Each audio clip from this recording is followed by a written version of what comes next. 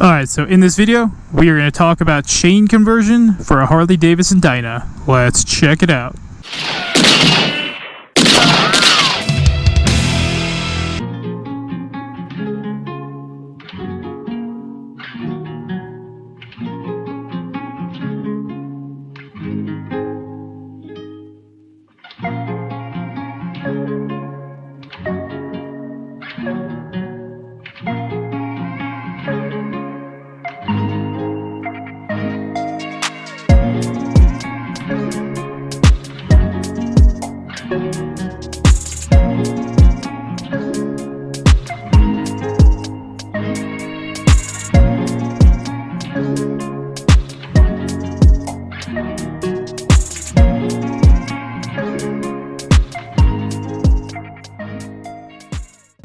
Alright, what's going on YouTube? FXDLS Brooklyn is back in the building. And as you can see, we are still out here in the beautiful state of Colorado, outside of Denver. And today we are definitely chaining and maintaining. No bags on this bike. We are riding without a lot of weight today. And this morning, I was actually doing some of my first chain maintenance on this trip. You know, we did some lubrication as well as cleaning it. And that was after 2,000 miles. And I'm doing my little chain maintenance routine. I figured what better time than to talk to you all about the chain conversion, because that's one of the most common questions I actually get asked on Instagram, which the first common question you all know, which is, hey bro, how tall are your bars in your windshield? That's been such a common question that I made a video titled, hey bro, what's the height of your bars and windshield? Which I'm doing for this, which is, hey bro, how do you like that chain conversion? So that when people do ask me, I could just shoot them a link for this video rather than giving some long-winded response via text. So yeah, it's a common question. People are usually intrigued when they see the blinged out chain on my 2016 Lowrider S. And I get the intrigue because it's just really not something you see very often. You know, when people pass by my bike, especially when I don't have the bags on, and they see that, it usually gets some comments, right? Because again, it's just not something that you see that often on a modern Harley-Davidson, which I don't know if I would call a Dyna modern anymore since they haven't been making it for going on 5 years. But you know what I'm saying. So, let's get into it. Chain conversion. I've been running the chain conversion on this bike for a little bit over 3 years, I think, at this point. So a good amount of time to give you some much needed information if this is something that you are considering. And let us take a second for this tunnel blast. Oh my god. Let us not die as this 18-wheeler comes barreling through. This guy knows what he's doing. We're good. We actually saw on this trip an 18-wheeler rip off all the lines of the trailer and lose his cargo. It's kind of one of the craziest things I've seen on the road. That was an interesting one. But I digress. So yeah, I've been running this for about 3 years at this point. I am still on the same chain that I've been running all 3 years and the same sprockets. And at this point, I think I have... Yeah, I would say at this point I have 30,000 miles on this chain and this sprocket, which is apparently a lot. Like before this trip, I looked it up to see, like, is that something I should be changing before I do a potentially 7,000 plus mile road trip. And what I saw, like from a good old handy Google search, is that a lot of people are changing out a chain at around 10,000, 15,000, and again, I have well over double that on this.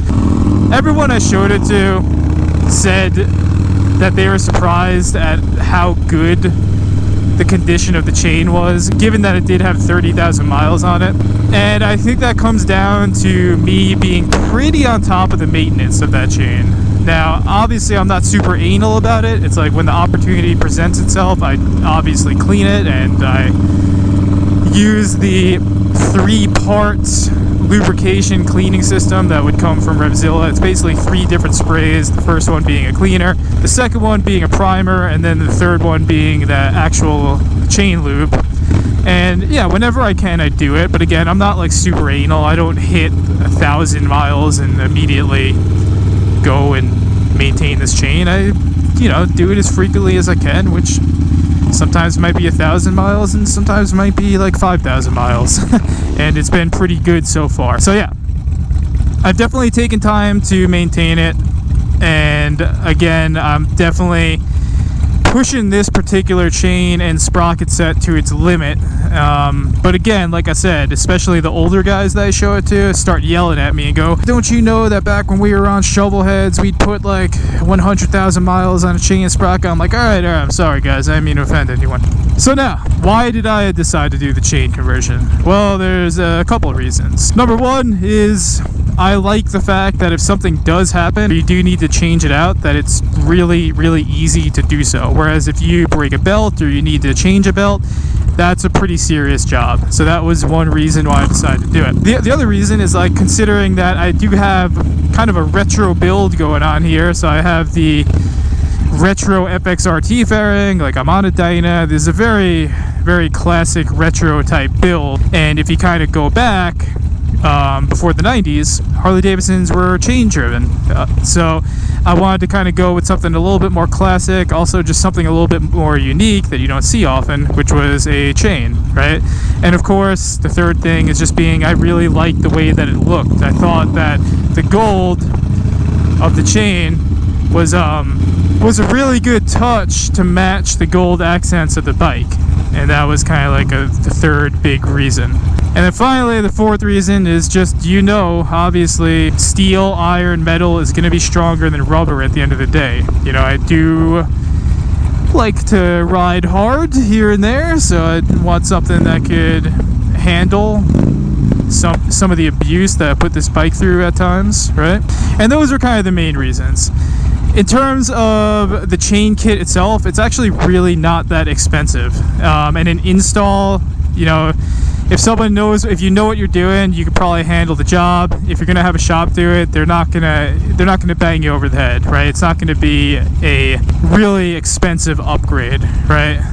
So again, if you are gonna run it, check out the chain kit that Hardcore Cycles offers. That's what I just put on my FXR, and I'm pretty happy with that, right? In terms of the downsides of the chain drive, which I've said before, so I really haven't had any problems. So the only problem I had was early on when I did put it on. I'd say within maybe the first 3,000 miles, I actually wound up ripping the sprocket off completely, shearing off all 5 bolts that held the sprocket and the chain on. So again, I ripped the entire thing off, and this is years ago. I was definitely riding a little bit different back then than I do ride now. I was riding obnoxiously hard, where pretty much out of every stop I'd be pretty much coming into like a mini wheelie, just bringing the RPMs up super high, dumping the clutch. And again, I'd be doing this non-stop again and again, never really giving the bike a break. Whereas these days, I'm not really riding like that. I'm not usually dumping the clutch, obviously here and there I'm gonna do that, but it's not like how it was a couple of years ago, where literally I would ride like that all day, every day, right? So basically, yeah, I was riding like that, and it wasn't the chain that broke, it was actually the bolts that couldn't take that amount of abuse. So props to the chain, because again, the chain was able to handle it. It was just those standard bolts that I had on there that couldn't. So we replaced them with grade A bolts, and when I go down the line again, I'm probably going to put the bolt locker on there, which is this part that Hardcase Performance offers that holds all the bolts together. And I'm probably going to take a look to see if we could get some AR or AARP, whatever they are, like the strongest bolts you could possibly put on there. So that's in terms of when we change the sprocket and the chain when we get home. That'll be the plan. The downsides of a chain, well, number one, if you're someone that's like really anal about having a clean bike, don't run a chain. It's really messy. Like, I just did that maintenance and covered it in a whole bunch, like a half can of chain lube. You gotta really put an excess amount on there. So right now it's slinging all over the place, basically all over the rear wheel, all over the swing arm, covered in all sorts of nasty stuff, and you just kind of have to be okay with that. So if you're someone who's anal about having a clean bike, don't run a chain. It's not for you.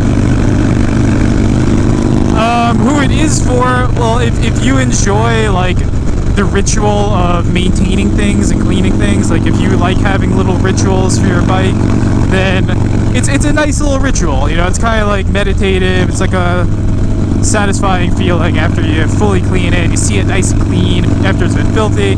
It's all properly lubed up. There's definitely a satisfying feeling about that. If you're someone that's running a huge engine, right, like up there, the Scorpion, he's running a 131, and he's looking to do it because it's just a lot of power to throw onto a belt. Right now, he's been getting away with a belt, but again, you know, his main mechanic is telling him, like, eventually he's going to have to do a chain drive. So if you're running an excessive amount of power in your bike, it might be something you want to do. If you're abusing your bike, if you are a stunter, right, if you're wheeling it, if you're doing burnouts, all that, definitely convert to a chain. It's going to be able to take more of that abuse than a belt's going to be able to.